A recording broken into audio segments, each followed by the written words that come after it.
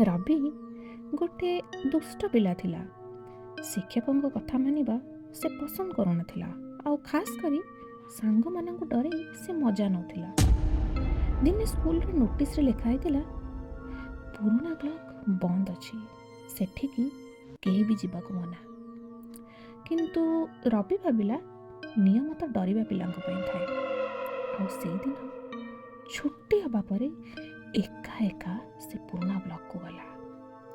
ସେଠି କ୍ଲାସରୁମ୍ ପୁରା ଫାଙ୍କା ଥିଲା, କିନ୍ତୁ ବ୍ଲାକବୋର୍ଡରେ ତାଜା ତାଜା ଚକରେ ଲେଖା ହେଇଥିଲା, ଆଜି ଡେରି ହେଇଗଲା ରବି।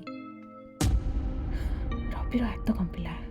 ସେ ପଛକୁ ଘୁରି ଦେଖିଲା, କେହି ନାହିଁ। ଆଉ ବେଞ୍ଚ ଟେବୁଲ ସବୁ ଆପେ ଆପେ ହଲୁଥିଲା।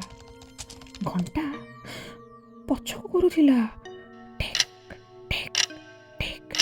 ଆଉ ହଠାତ୍ ଗୋଟେ ଶବ୍ଦ ଆସିଲା, ଯଦି ଶୁଣିଲୁ ନାହିଁ ଏବେ ସବୁ ଅନୁଭବ କର। କବାଟ ଜୋରରେ ବନ୍ଦ ହେଇଗଲା। କ୍ଲାସରୁମ୍ ଅନ୍ଧାର ହେଇଗଲା। ରବି ଜୋରରେ ଚିଲେଇ କହିଲା, ମୁଁ ଆଉ କେବେ ବି ନିୟମ ଉଲ୍ଲଂଘନ କରିବିନି, ମୋତେ ଛାଡ଼ିଦିଅ। ହଠାତ୍ ସବୁ ଶାନ୍ତ ହେଇଗଲା। ଆଉ କିଛି ସମୟ ପରେ ରବି ନିଜକୁ ସ୍କୁଲ ବାହାରେ ତଳେ ବସିଥିବାର ପାଇଲା।